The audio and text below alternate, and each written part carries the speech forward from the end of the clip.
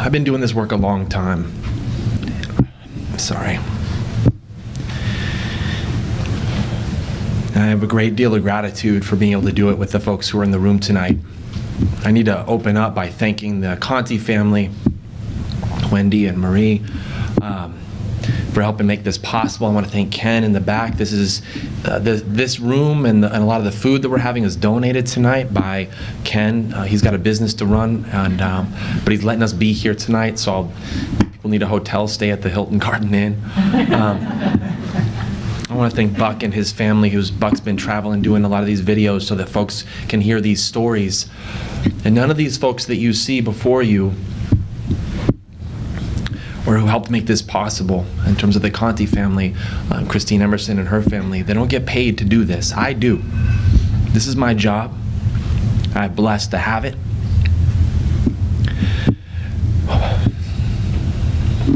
But none of these folks get paid to do this. And my job is to work with these folks and to help facilitate a process where we can achieve a shared goal. And our shared goal here is getting New York to pass a comprehensive medical marijuana law.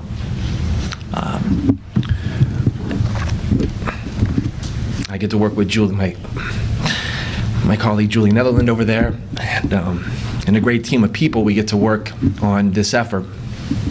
So Compassionate Care New York, which sponsored this tonight, along with a range of organizations that are in your program here, it's comprised of thousands of patients and families from across the state, roughly 70 organizations that have endorsed this, 650 doctors that make up Physicians for Compassionate Care that Dr. Lacombe is a member of. New Yorkers across the state are a part of this. And there's a flyer up there somewhere that lays out a range of activities that are happening this month. We're calling it the March of Compassion. So this forum is happening here, but there's forums happening in the next couple of weeks in the Albany region, in Mineola, Long Island, in the Westchester, in Albany, in Brooklyn, in Syracuse. And all of that is happening in conjunction with lobby days in Albany. Why is all of this necessary? Well, that should be evident at this point here in the stories. It should be quite clear. New York has a medical marijuana proposal right now under consideration in Albany. We had a PowerPoint to show you about what this stuff is, and it's not working, so I'm just going to walk you through it.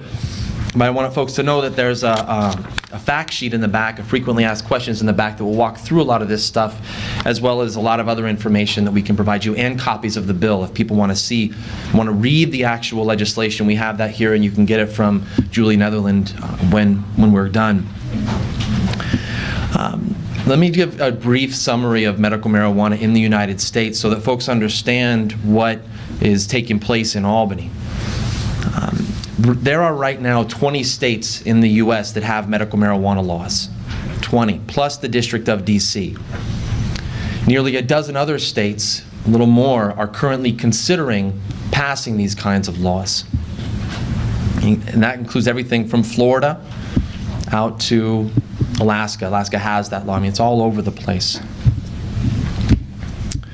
New York first proposed a medical marijuana law in 1997. It's been in the legislature every single year since that time. 1997, 98, 99, 2000, 1, 2, 3, 4, 5, 6, 7, 8, 9, 10, 11, 12, 13, and now here we are, 2014, and we're still in Albany trying to get this bill done. It's not because the human need isn't evident. That's clear enough by being here tonight. That's not why the bill's not been done. It's not because the proposal has not been crafted with care. You're welcome to read it for yourself. Let me walk through a couple of things of what this law would do. It would create a tightly controlled system for patients to access medical marijuana under the supervision of their healthcare provider. It would create a system to produce that marijuana that would be under the control of the State Department of Health. And it would make marijuana the most tightly controlled substance in the state of New York. Think about this for one moment.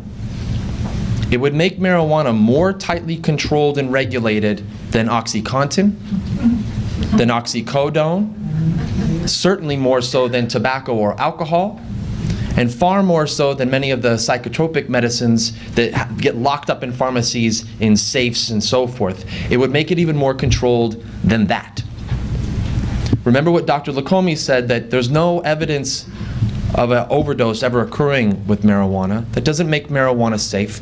It is certainly safer than many other medications, but has been noted here there's a risk to nearly everything.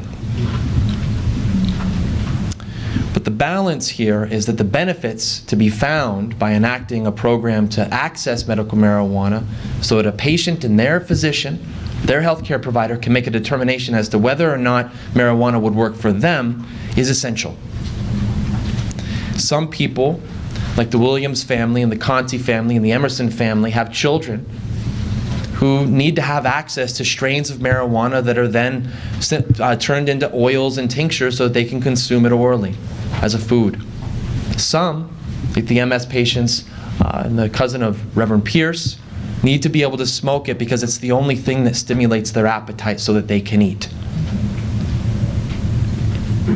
There's a number of different ways to ingest it. And how one ingests marijuana for medical use really should be up to the determination of the patient and their physician. That's where that discussion should take place. When I get sick, I promise you, I do not call my state senator.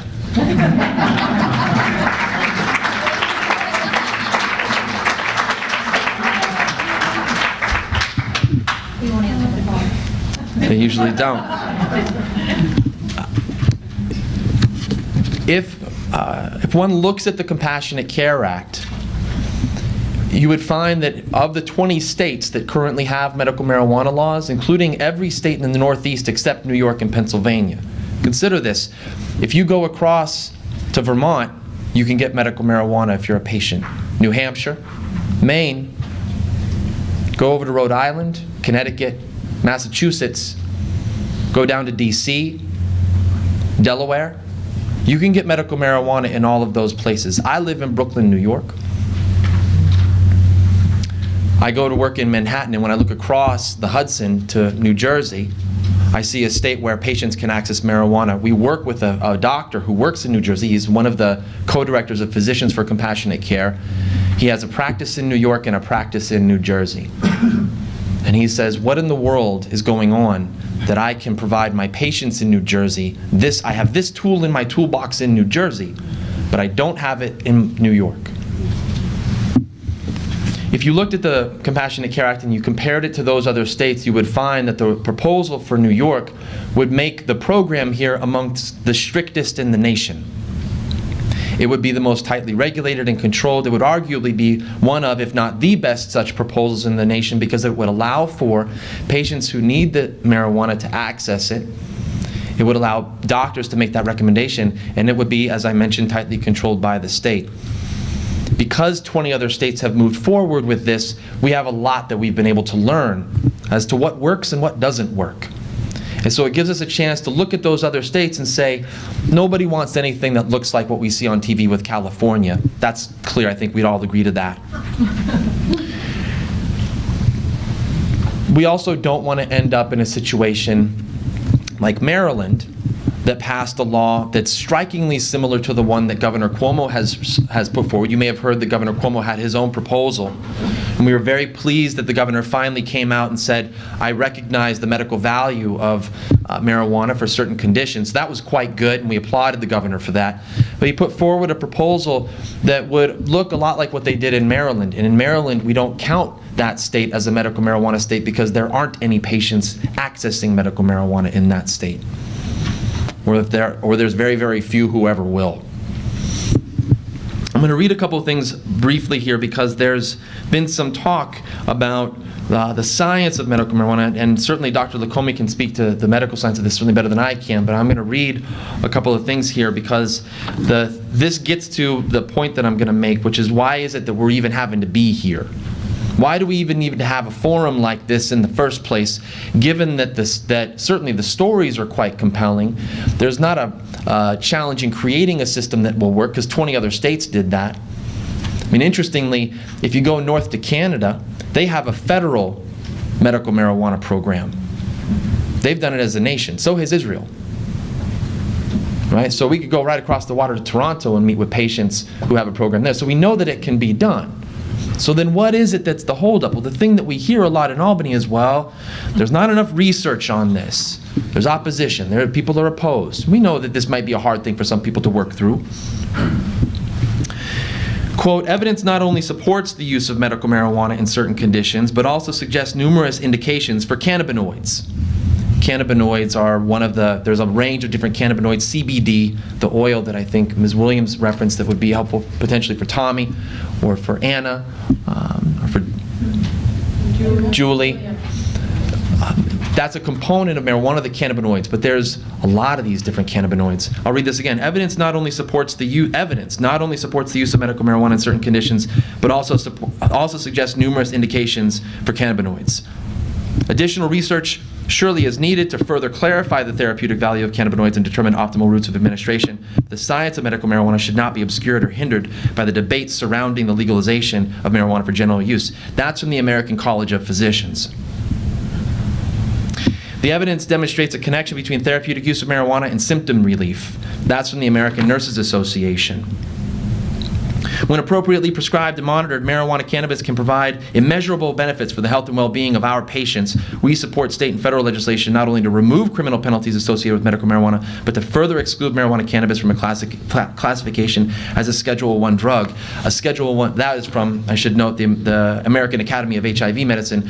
The federal government has scheduled marijuana as a Schedule I drug, which means that they say there's no therapeutic value to this. There's no medical value. The only reason that states have to pass laws like this is because this issue has become so politicized that in Congress, I'm sure you all have heard of the war on drugs or the drug war. So in Congress, right, that's part of what's been going on a long time. And they have said there's no medical value to marijuana, and they've made it a Schedule I drug in the classification system that they use. And that system is important because where they schedule a drug determines whether or not doctors are able to get to write a prescription for it and pharmacies are able to distribute it, and then how that's going to happen. Right? So when you go to the pharmacy to buy your aspirin, right, it's because it's a Schedule III or Schedule IV. What is it, Julie? It's of a higher schedule. It means that they can do it over the counter. But if you want, say, your OxyContin, that's a Schedule II drug. You know what else is a Schedule II drug? Cocaine. It's not a Schedule II drug, it's Schedule I. But what the federal government is saying is that there's no medical benefit to marijuana, but I want to share something with you. The evidence in this record,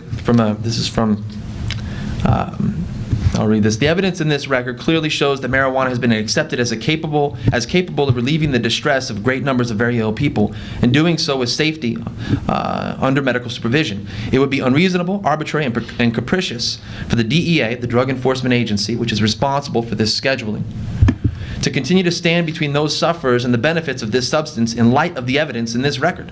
The record here establishes conclusively that at least a respectable minority of physicians has accepted marijuana as having a medical use and treatment in the United States. That the other physicians may not, some doctor, where am I at here? I'm sorry, let me read this again.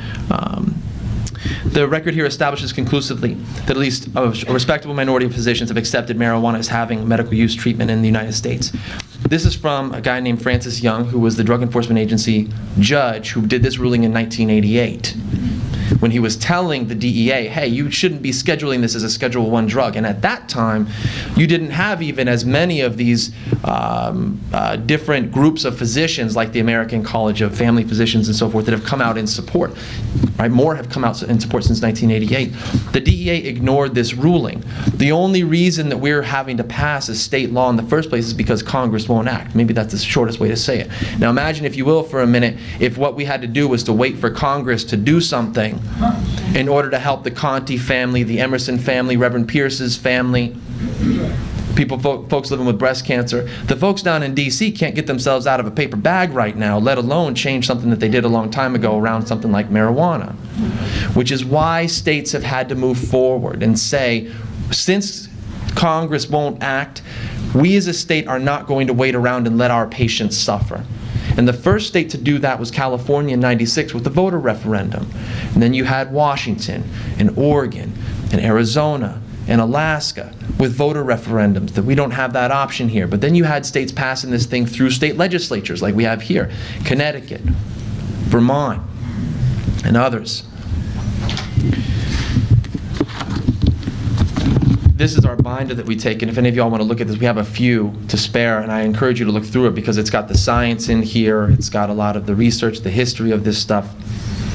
I'm going to wrap this up by saying the only reason this is not passed is because the folks in Albany have been derelict in their duty to serve the people of New York.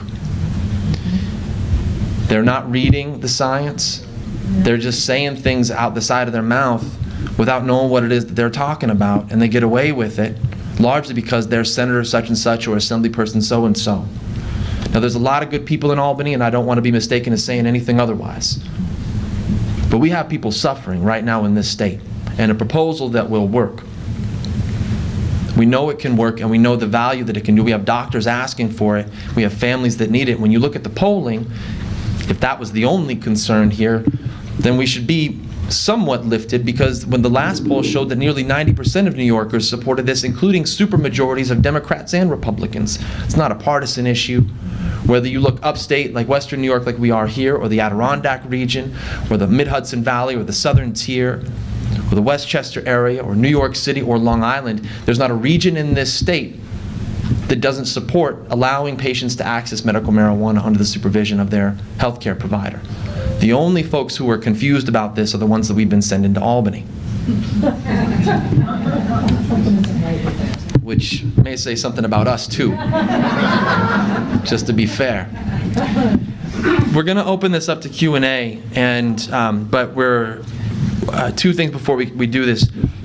You all came out tonight for whatever the reason. You have questions, you're going to be able to ask them. You have concerns, you want to support this stuff. You have feelings with it. You're not quite sure this is right. You have concerns. That's all good. As Marie said, we're going to have a respectful dialogue with each other.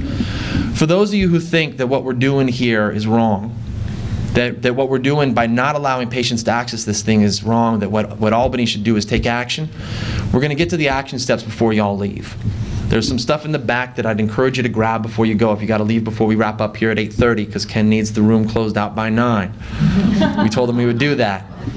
But we're going to have a lot of time to dialogue with each other, and at the end, Wendy's going to talk to us about some of the action steps that we can take, because there's very little things that we can all do, and I'll say this very briefly. We've been working on this issue a long time, and when we started this new campaign around this, try to reinvigorate it, because like I said, it had been going on since 1997, and a couple of years ago we said we got to do something differently here, and we started from scratch. And last year we got this thing through the state assembly, and folks told us, so you'll never get that through the Senate, and the governor's opposed to it. Nothing's ever going to happen. And all the smart folks in Albany that get paid a whole lot of money to be a lot smarter than I am about what's going on in that beautiful building, our Capitol, said the governor's never going to do it, you're never going to get this stuff done, whatever. Fortunately, I am a stubborn mule, and the folks that we work with are stubborn. We don't take no for an answer. And so at the beginning of this year, the governor turned around and said, all right, I'm going to support this thing. And he put forward something we think he should have done a little bit more on, but at least he started with a good foot forward. That didn't happen because he just woke up one day and had an epiphany, although he may have. That happened because a lot of the folks you see here in front of you, and a lot of the folks around this state, did little things that added up. Small drops of water fill the glass. They called every single day. They sent mail in. They clicked here and sent that email. They joined. We have these monthly conference calls that we'd invite y'all to join, where folks from around the state get on those calls, right? They came to Albany. They met with their local legislator. They got their churches involved. They got local folks involved. So we're not the ones with a whole lot of money being able to move and shake up in that place like some other folks can. That's not who we are. We're folks that if we're going to get something done like this, we can only do it together.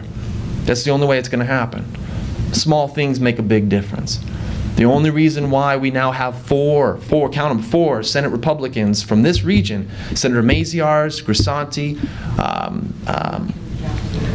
Roebuck, and, well, Gallivan's not quite there, but O'Mara, but he's starting to come out.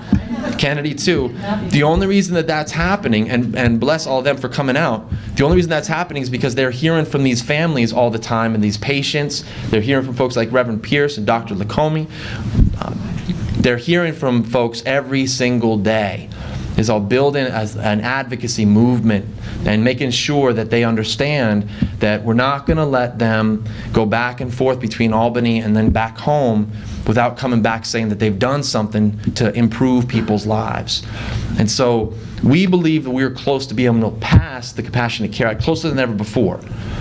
The Assembly, for the first time, included the proposal in their budget.